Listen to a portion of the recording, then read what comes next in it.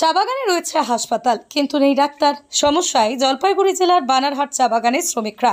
যারা যায়, একজন ডাক্তার রয়েছে যিনি 7 দিনে একদিন আসেন এই চা বাগানে। তিনি 4টি চা বাগান সামলান। জরুরি পরিষেবার জন্য তাকে নিয়ে আসা হয় বলে সাফাই দিয়েছেন স্বাস্থ্যকর্মীরা। প্রতিদিন গড়ে 100-র বেশি রোগী আসেন চিকিৎসার জন্য। 2 জন স্বাস্থ্যকর্মী, একজন আশাকর্মীর পক্ষে যে একটা হাসপাতালের পরিষেবা দেওয়া সম্ভব হচ্ছে না, তা অবশ্য স্বীকার করে নেন তারা। বানারহাট চা বাগানের শ্রমিকের কথায়, জরুরি চিকিৎসার জন্য বানারহাট প্রাথমিক স্বাস্থ্য কেন্দ্রে যেতে হয়, কিন্তু অনেকটাই দূর হয়ে যায়। চা বাগান হাসপাতালে ডাক্তার জানিয়েছেন চা শ্রমিকরা। এই বিষয়ে অবশ্য বাগান মালিকের পক্ষ থেকে কিছুই বলতে চায়নি। আরও জানা যায় যে আগে সবসময় ডাক্তার থাকতো একজন, চিকিৎসা ব্যবস্থা ভালো ছিল, কিন্তু এখন নেই। অনেক বাগান বন্ধ হয়ে গেছে।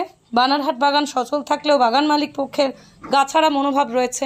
ঠিকমতো মজুরি পান না শ্রমিকরা। এদিকে চিকিৎসা পরিষেবা দিন দিন বেহাল।